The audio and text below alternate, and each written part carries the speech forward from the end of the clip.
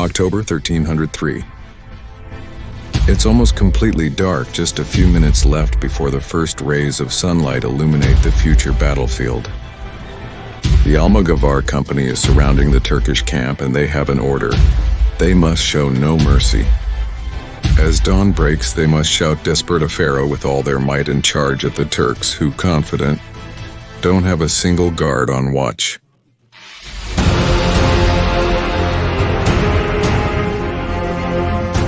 After leaving Constantinople, the Great Almogavar Company, also known as the Great Catalan Company, arrived on the coast of the Artaqui Peninsula. And what is this? It's this peninsula right here. The idea was for it to be a land base of operations from which to launch future campaigns. After all, since the isthmus is narrow, it would be easily defensible against a Turkish attack. In fact, there were Byzantine troops besieged by the Turks on this peninsula, and they had been able to withstand the Saracen assault thanks to a wall that protected them. In October of the year 1303, the Aragonese mercenaries landed on the peninsula and relieved the Byzantine troops stationed there. Roger de Flor found out everything he could about the attackers from the defenders. Apparently, after the continuous Byzantine defeats, the Turks roamed freely through Anatolia and wanted to eliminate the bridgehead that Artaqui represented. Confident in their numerical and qualitative superiority, the Turks camped wherever they wanted, without setting up guard posts or taking into account whether the terrain was favorable to them. A common mistake among those who see themselves as victors. Roger de Flor sent out several pairs of scouts to find the Turks. They had to be close to keep watch over what was happening on the peninsula. In fact, they were just a couple of leagues away, near Cyzicus, and most importantly of all, since they had no guard posts and feared nothing, they hadn't noticed the arrival of the Almogavars. The mercenary leader was clear about it. They had to leave as soon as possible and catch the Muslims off guard in a surprise attack. He gathered his officers and made one thing clear: there would be no mercy. They would live up to their reputation and execute all the Turks, regardless of sex or age. His intention was for the news to spread like wildfire, and for future enemies to fear the Almogavars. However, some officers looked at him with a frown, disagreeing.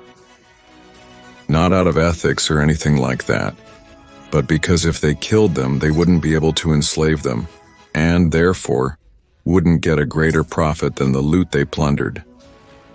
Roger de Flor, knowing that unity was necessary, proposed an alternative. All men over the age of 10 would be killed even if they surrendered. The younger ones would be enslaved. Among the women, only the most beautiful would be enslaved. They could do whatever they wanted with the rest, but ultimately, they also had to execute them. The officers agreed. The march was fully arranged. They would not carry torches so as not to reveal their movements, and they would also cover the iron parts with cloth, so they wouldn't jingle while walking and thus avoid making noise. When night fell and the last ray of sun faded into darkness, the Almogavars left their camp. Here I must highlight an important detail.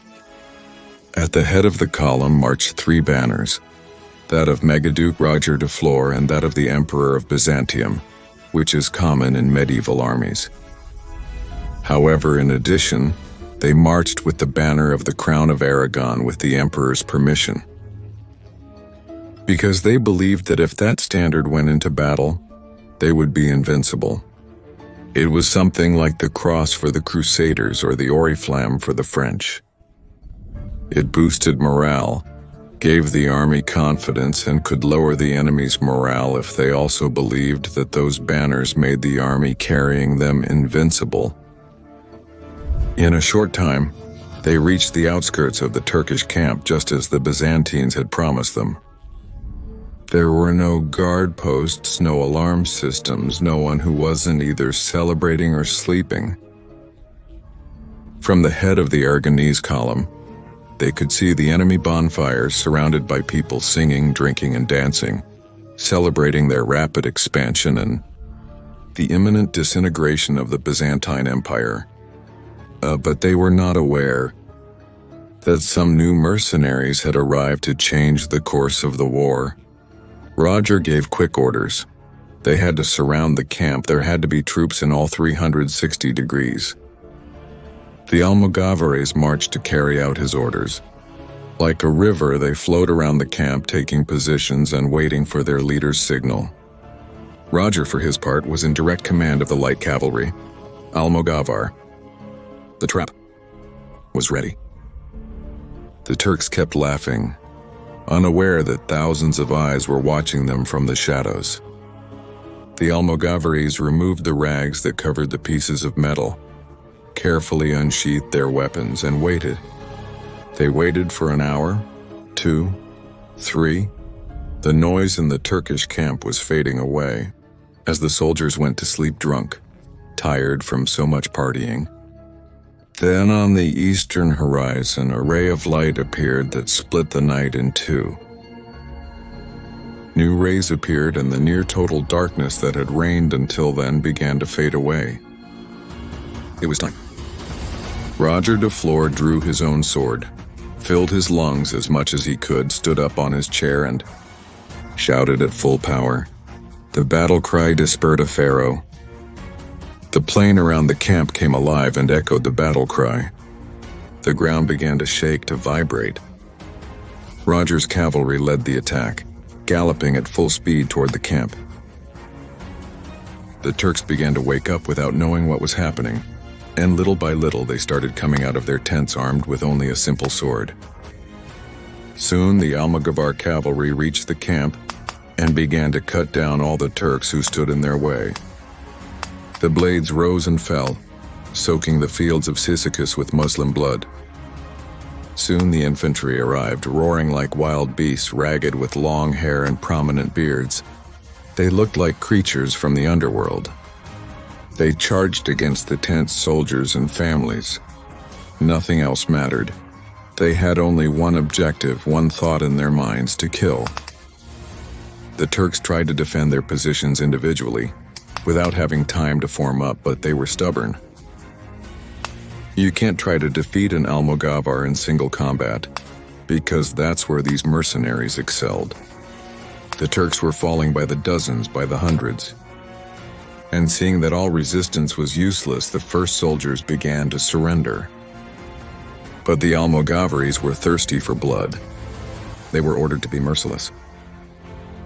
When they saw a soldier drop his weapons and kneel, they simply stabbed him and kept moving forward. When they saw a man come out of the tent with his family, they went after him, finished off the soldier, and then chased his family until they caught up with them. If the woman was beautiful, they captured her. If not, they executed her. And with the child, if he was over 10 years old, they also killed him. In less than an hour, the Turkish camp had been devastated. The slaughter was monstrous. They had set the slaves aside to keep them under control. And now it was time to go from tent to tent, to loot everything and kill any soldier who was hiding or pretending to be dead. It was, in every sense, an extermination operation. According to the chronicle of the Valencian Francis de Moncada, there were 13,000 dead in that battle. Madness. The loot obtained was enormous, since the Turks had spent months looting the Byzantine towns and had accumulated it in their camp. That same afternoon, the Almogavars set course for the Artaqui Peninsula. Consequences. Several galleys were sent with loot and slaves to Constantinople, and Roger de Flor increased his power at the imperial court. But of course, not everyone was pleased with this victory. The Genoese, for example, especially after the massacre they suffered. I'll leave the video up here for you. They hated the Almogavars and therefore despised their victories. Miguel, Prince of Byzantium, also didn't look favorably on the victory, since some mercenaries had managed to succeed where the imperial army had failed. When they arrived at the camp, they decided to reinforce the defenses of the peninsula in order to stop a possible Turkish counterattack. In November, Roger de Flor went to Constantinople to see his wife and to have an audience with Andronikos. Who should pay the company's wages?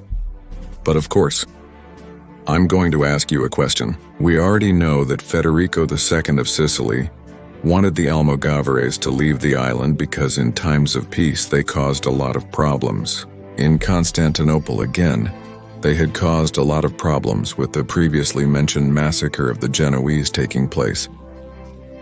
What do you think will happen now that there is no war? They have several months of idle winter ahead of them, and no Roger de Flor to keep them in check. That's right, you got it. They started causing trouble again. It turns out that in Roger's absence, the Almogavars gradually began to give free rein to their most primal instincts. They had spent almost all their money on gambling, alcohol, and courtesans, and when they ran out, they turned to looting. They plundered the entire region, executing anyone who opposed them.